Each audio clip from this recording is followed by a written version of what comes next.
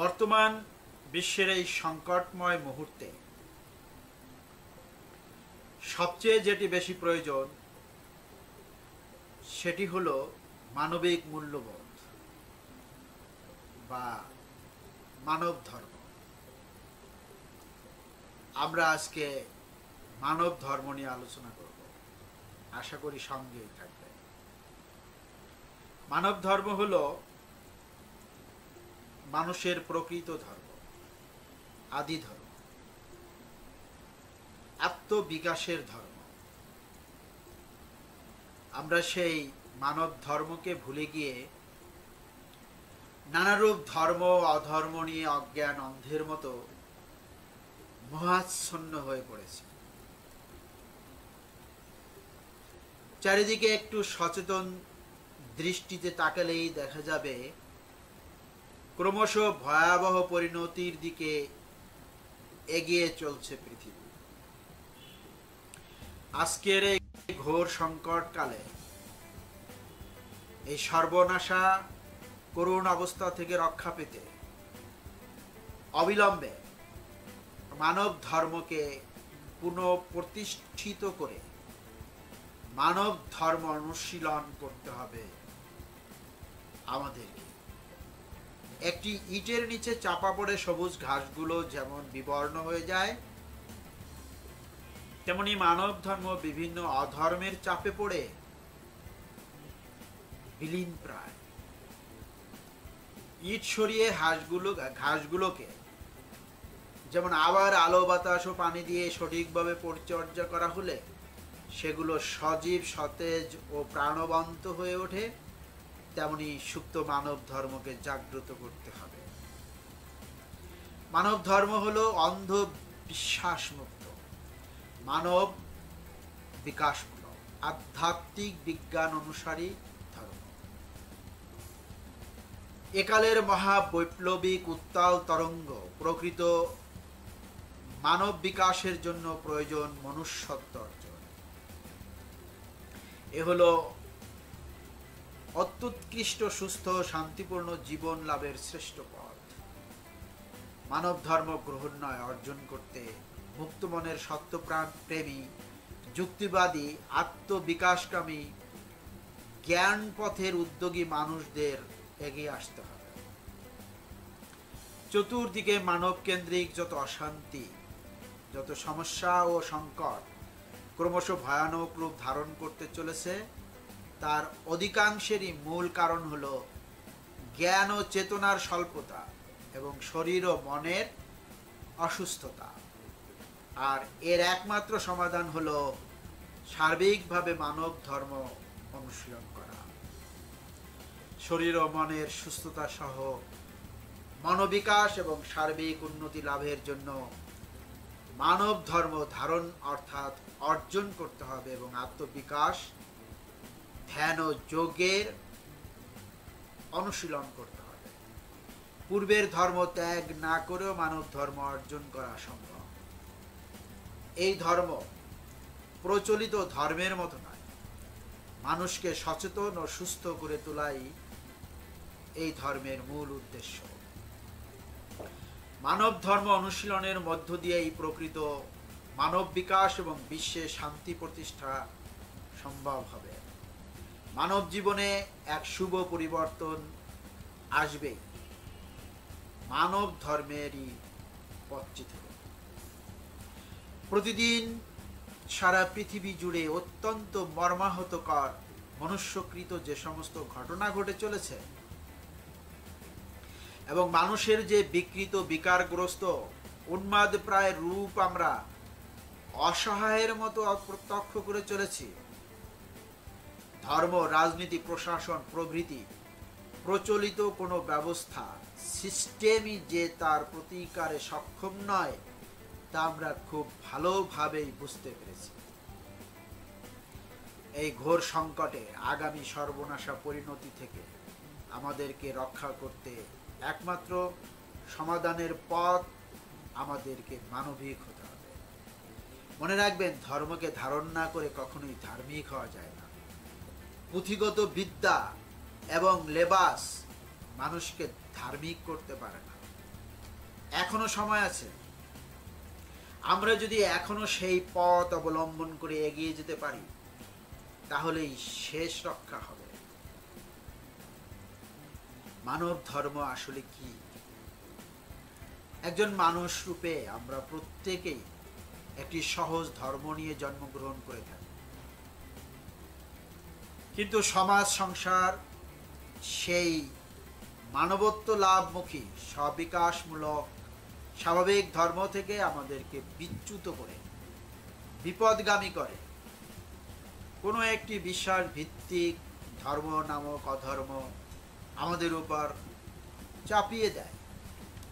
ফলে আমরা স্বতঃস্ফূর্ত মনোবিকাশের পথ থেকে সরে এসে অন্ধের মতো গড্ডালিকা প্রবাহে ভেসে চলেছি। আমরা ধর্মান্ধতার কৃষ্ণ গহ্বরে হাবুডুবু খাচ্ছি। আজ আমরা অসুখী, অশান্তির অনলে পুড়ে পুড়ে মহামূল্যবান জীবনকে ধ্বংস করছি, গোটা বিশ্বকে নরকে পরিণত করছি। এইভাবে হাজার হাজার বছর ধরে চলতে চলতে আজ আমরা মানব জীবনের মূল লক্ষ্য, পূর্ণ বিকশিত মানুষ হয়ে ওঠার লক্ষ্য থেকে বহু দূরে সরে এসেছি।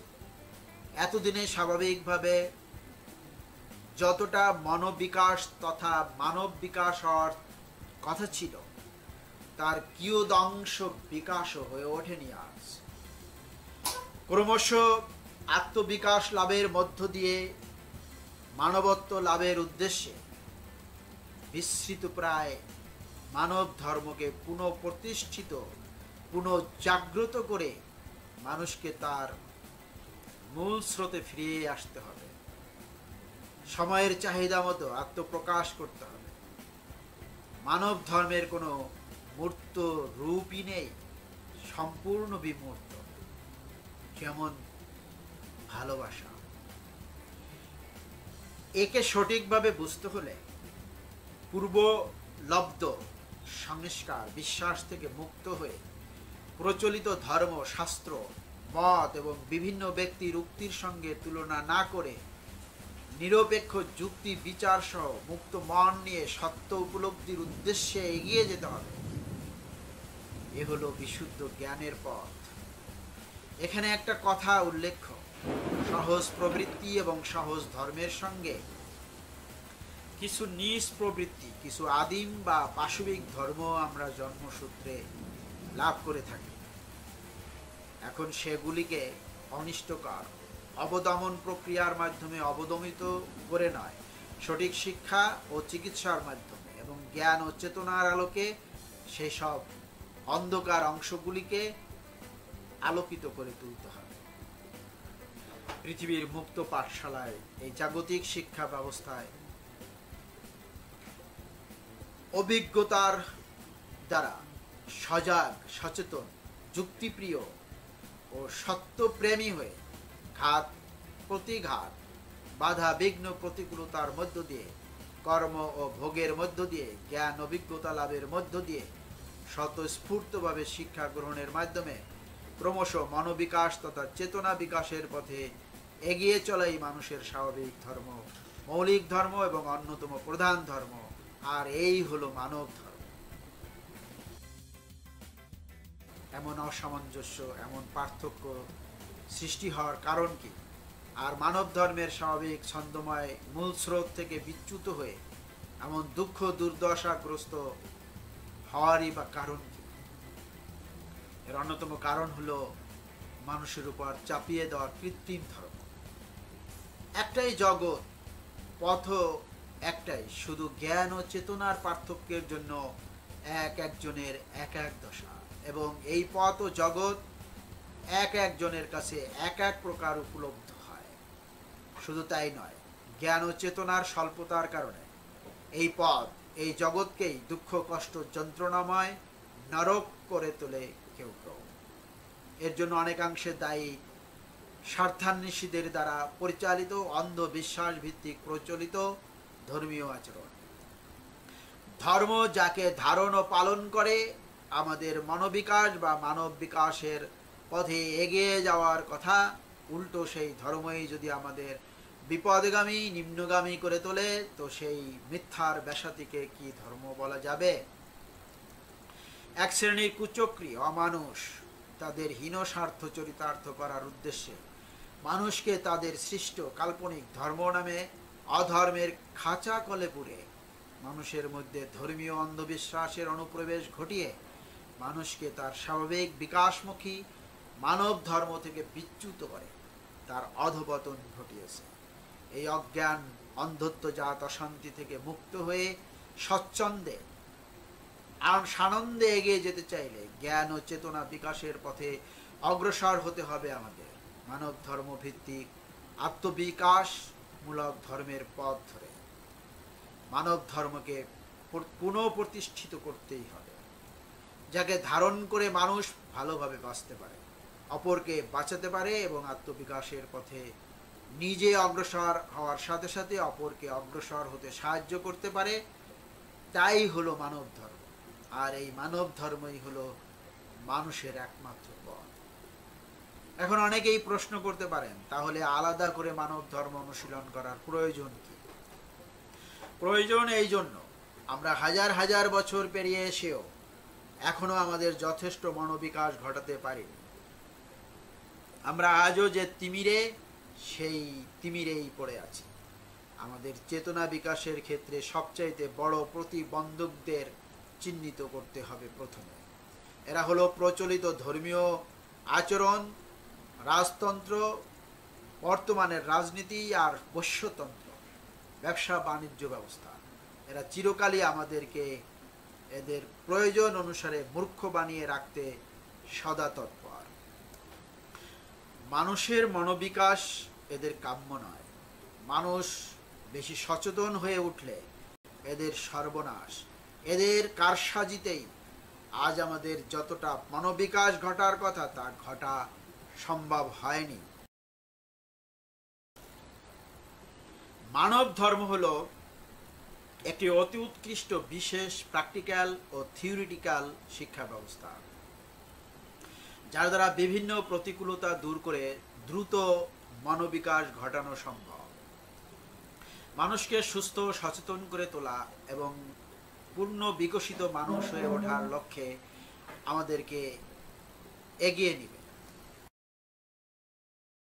কেউ কেউ মনে করেন শুধু সৎ ও সহৃদয় হয়ে ওঠাই মানব ধর্ম, কিন্তু মানব ধর্ম মানে শুধু সৎ ও সহৃদয় হয়ে ওঠাই নয়। মানব ধর্ম হলো পূর্ণ বিকশিত মনের মানুষ হয়ে ওঠার জন্য অবশ্য পালনীয় ধর্ম। একজন বিকশিত মানুষ স্বতঃস্ফূর্তভাবেই সৎ ও হৃদয়বান হয়ে থাকে। মানব ধর্ম দুই প্রকারের। এক, মানুষের স্বাভাবিক ধর্ম, ন্যাচারাল ফাংশন অফ হিউম্যান। দুই, মানুষ গড়ার ধর্ম।